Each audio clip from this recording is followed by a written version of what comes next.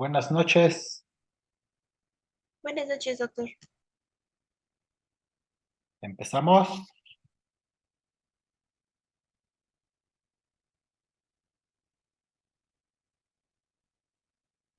¿Qué dice la jefa? Empezamos.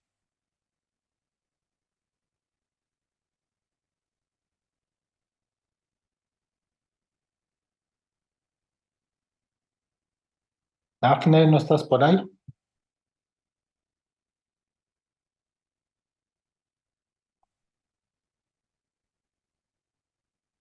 Sí está conectado, doctor, pero creo que tiene problemas con su Ah, micrófono. bueno, pues yo creo que podemos empezar, ¿verdad? Sí, doctor, ya podemos comenzar. Bueno, este, dentro de este término, síndrome mieloproliferativo, tenemos a este grupo de enfermedades, de acuerdo a la Organización Mundial de la Salud. De toda esta lista que están viendo, vamos a revisar leucemia mieloide crónica. Esa es la más común. Bueno, se ponen las demás para que tengan idea de que existen una gran variedad de problemas de esta naturaleza. Puede haber teóricamente una leucemia neutrofílica crónica. Aquí en Oaxaca nunca hemos visto una. Policitemia vera sí es posible que se vea. Mielofibrosis primaria rara vez, al igual que trombocitemia esencial. Más rara todavía, leucemia eosinofílica crónica, mastocitosis. Y por último, las neoplasias mieloproliferativas inclasificables. Pero la idea pues es de que nos vamos a quedar con la leucemia mieloide crónica.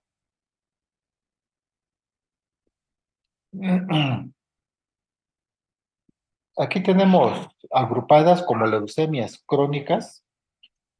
No es lo mismo leucemias mieloproliferativas a leucemias crónicas. Aquí en leucemias crónicas estamos refiriéndonos a dos grupos amplios. Ya vimos que la leucemia granulocítica crónica corresponde a la enfermedad principal mieloproliferativa. Aquí también tenemos escrito a la leucemia linfocítica crónica. Esta representa a los síndromes linfoproliferativos. ¿Sale? Entonces tenemos dos síndromes dentro de leucemias crónicas, los mieloproliferativos y los linfoproliferativos. Cuando empezamos a ver el término de leucemias, señalamos que hay agudas y crónicas. Bueno, pues estas dos entidades sindromáticas son las crónicas. Y vuelvo a recordarles, lo crónico no se refiere al tiempo de evolución, sino se refiere a la proliferación de células maduras.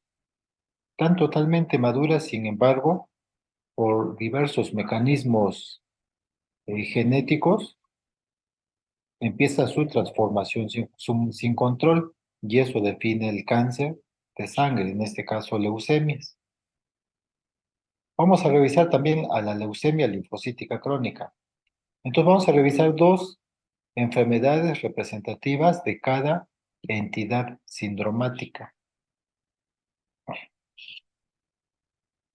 Empezamos con la leucemia granulocítica crónica, también conocida como mieloide crónica. En la definición, se considera que es una proliferación neoplásica de granulocitos. Y en el paciente adulto se asocia hasta en el 90% de los casos con la translocación 922. Todo el mundo la conoce como cromosoma Filadelfia. Es una enfermedad de adultos después de los 40, 50 años.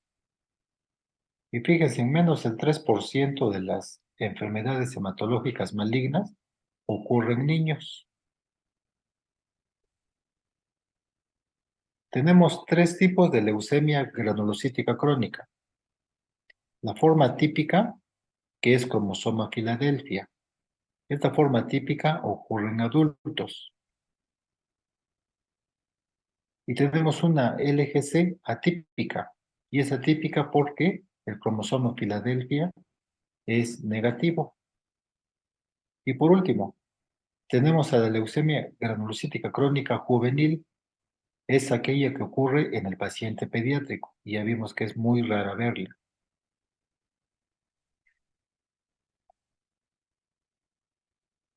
La etiología, como muchas enfermedades oncológicas, no se conoce.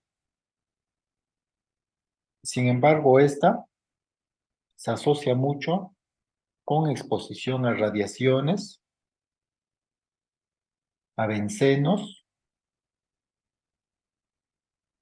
y a cuestión genética.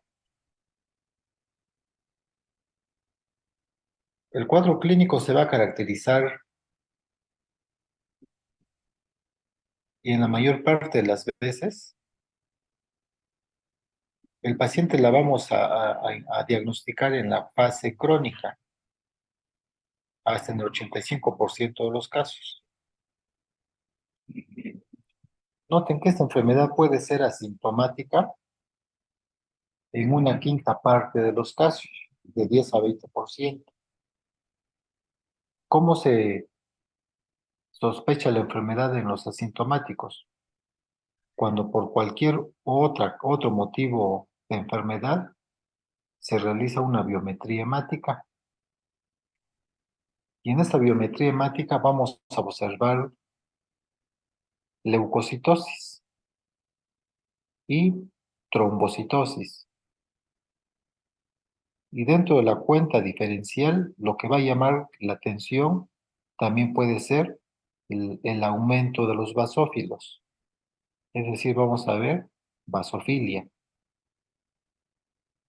Entonces, el hecho de tener un paciente adulto y en cuyo hallazgo casual en la biometría encontremos leucocitosis importante, aquí el rango de leucocitosis puede ser tan alto como 100.000, 200.000, incluso 500.000 leucocitos. Son cifras que en ninguna otra patología se observan.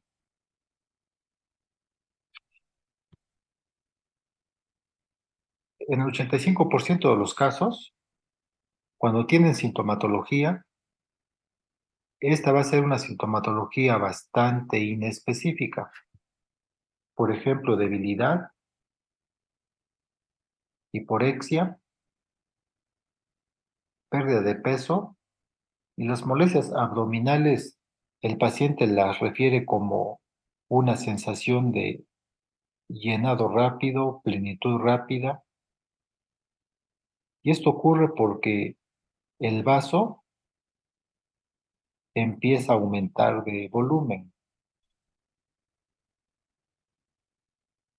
y puede pasar totalmente desapercibido este crecimiento esplénico porque no va a dar ninguna otra sintomatología. Y de manera indirecta, esa sensación de plenitud rápida cuando comen es porque el vaso está ocupando un gran espacio en la cavidad abdominal. Muy pocas enfermedades dan esplenomegalias gigantes y esta leucemia es una de ellas. El vaso puede, su borde interno, sobrepasar la línea umbilical, por ejemplo, y su polo inferior incluso puede llegar hasta la fosa ilíaca izquierda. Entonces noten ustedes cómo el vaso puede a veces ocupar la mitad izquierda de la cavidad abdominal. Vuelvo a repetir, es muy pocas enfermedades generan una esplenomegalia tan gigante como esta enfermedad. Y de tal manera que a veces lo único que vamos a encontrar en exploración física va a ser esplenomegalia. Rara vez veremos o palparemos esplenomegalia. Y fuera de ahí, en la exploración física, el paciente no va a presentar ninguna otra alteración. La fase crónica básicamente la va a determinar estos hallazgos de laboratorio. Se va a caracterizar entonces porque el paciente presentará leucocitosis por arriba de 50.000.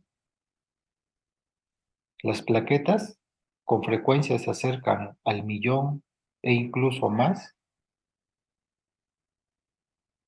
Y el aumento de basófilos. La hemoglobina se va a ver muy discretamente afectada.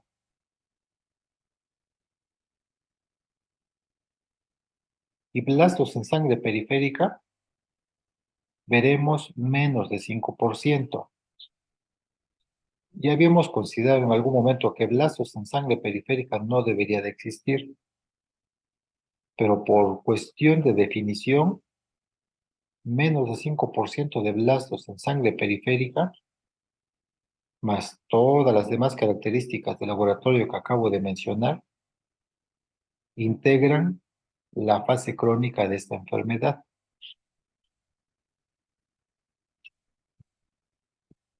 Después de la fase crónica, de manera natural pueden evolucionar a una fase de aceleración. En esta fase de aceleración,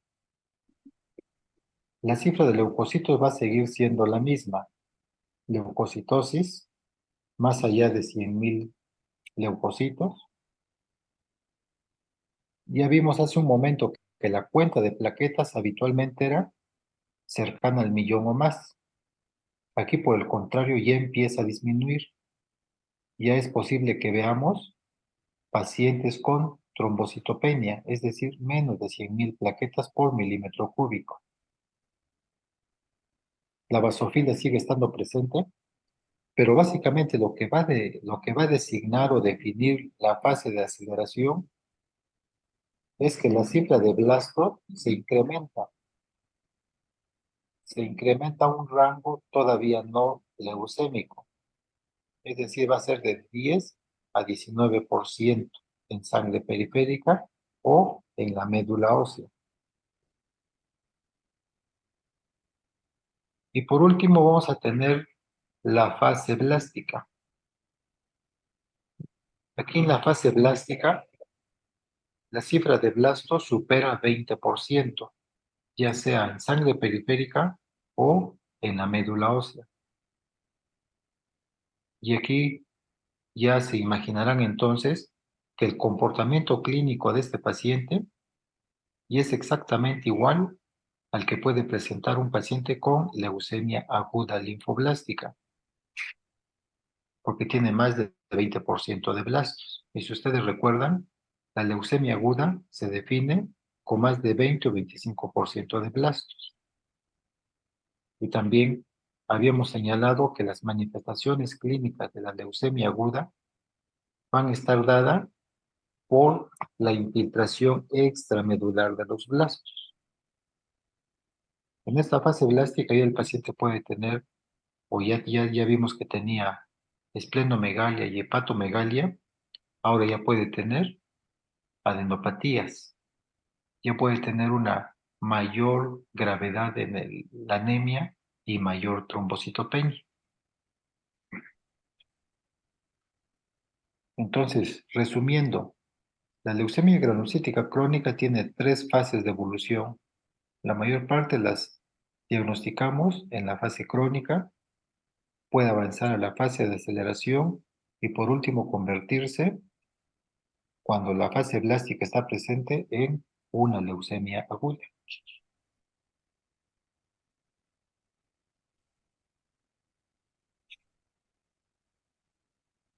La mayor parte de los pacientes, cuando tienen la LGC típica, van a tener el cromosoma Filadelfia positivo. Y en general, la presencia de esta translocación 922 es la responsable que toda la serie mieloide, en su etapa madura, se reproduzca sin control. Y el gen que determina la translocación 922 es la fusión de genes BCR-ABL. Y esto se identifica a través de biología molecular.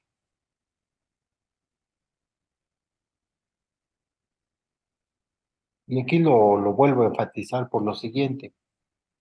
El objetivo del tratamiento en la leucemia mieloide crónica tiene que implicar necesariamente una respuesta hematológica completa. ¿Qué quiere decir? Todas las alteraciones hematológicas con el tratamiento tienen que recuperarse, volverse o acercarse a la normalidad. También debe existir una respuesta citogenética como objetivo del tratamiento. Es decir, esa positividad del cromosoma Filadelfia tiene que convertirse en negativo, que tiene que desaparecer. Y se supone, si logramos con la quimioterapia desaparecer la presencia del cromosoma Filadelfia, seguramente se modificó la fusión del gen BCR-ABL, que son los responsables de producir esta proteína cromosoma Filadelfia y que es la que dispara la proliferación sin control del tejido mieloide. Entonces, estos 3 objetivos persiguen el tratamiento: remisión hematológica, remisión citogenética y desaparición de la alteración molecular BCR-ABL.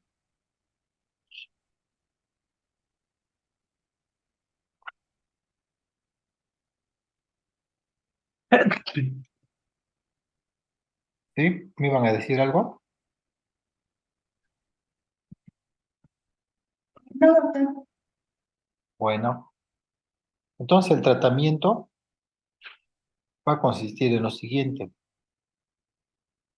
Si dejamos evolución natural a esta enfermedad, puede haber una sobrevida de 3 a 5 años.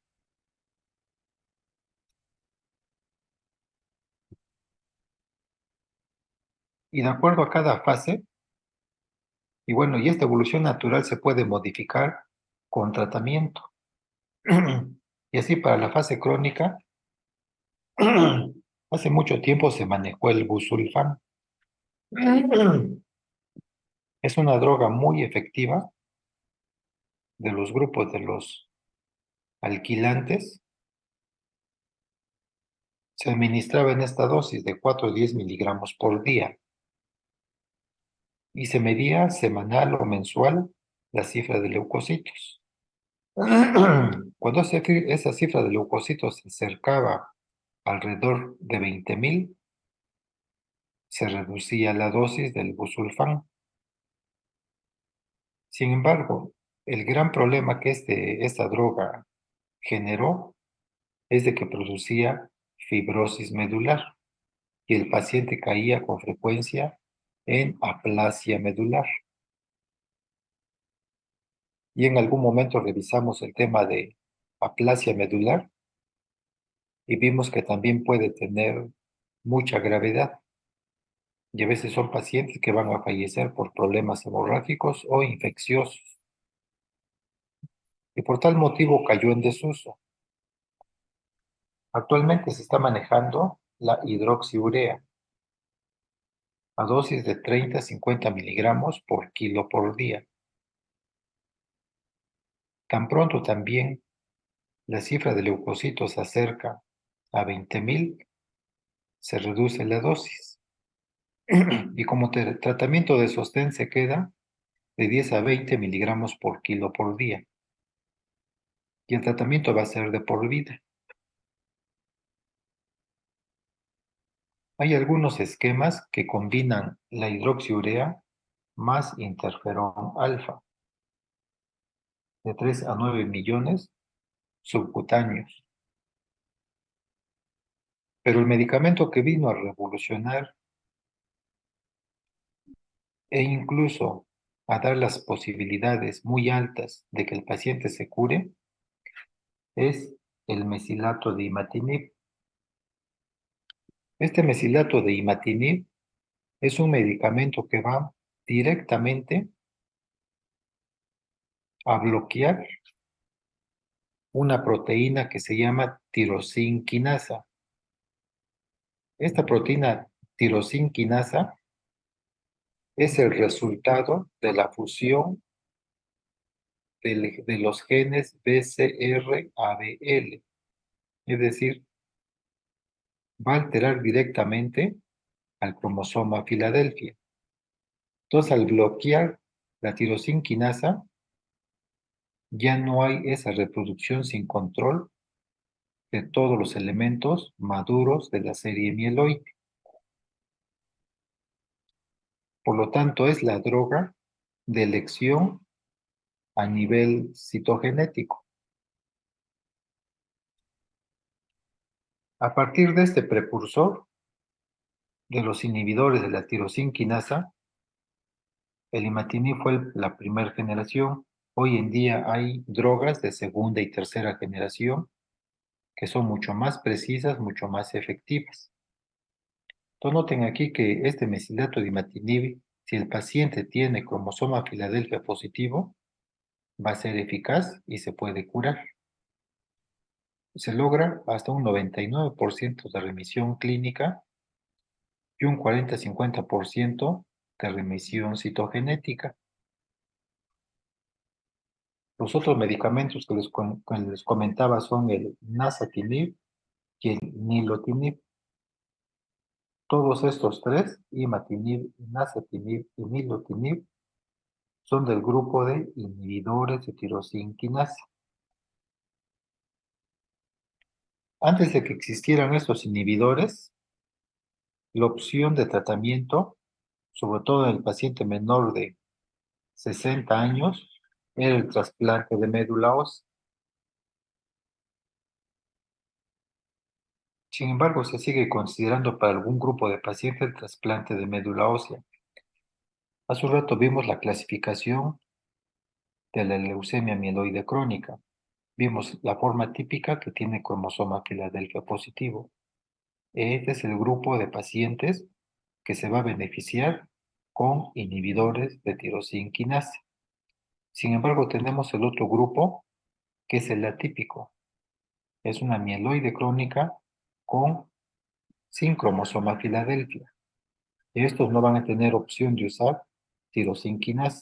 Entonces, en este grupo, además de la quimioterapia que acabamos de mencionar, su opción de curación puede ser el trasplante de médula ósea.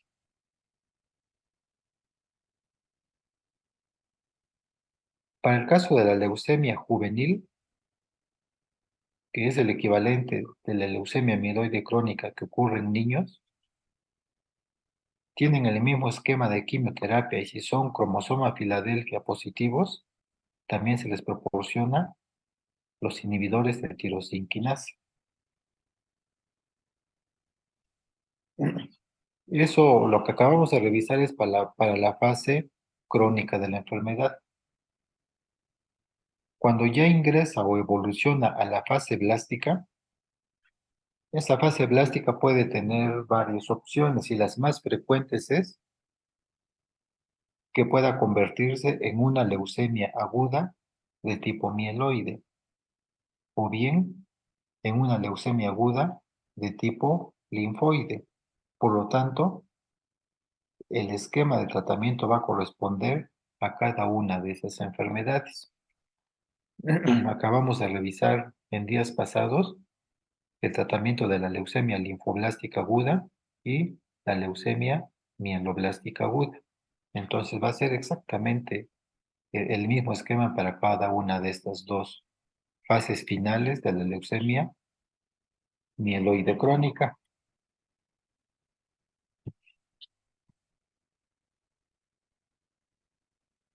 ¿Hasta aquí tendrán alguna pregunta que plantear?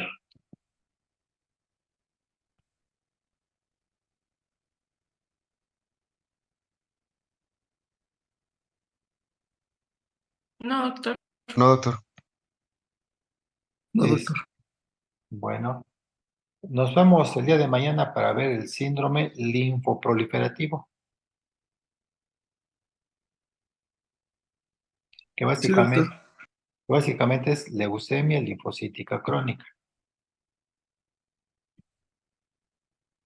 Sí, doctor, está bien, gracias. Bueno, Dis- perdón, ¿me iban a decir algo? sí, doctor, ¿será posible que mañana la clase también pueda ser en línea? ¿En línea? Sí, doctor. Bueno, nos vemos mañana a las 9 entonces.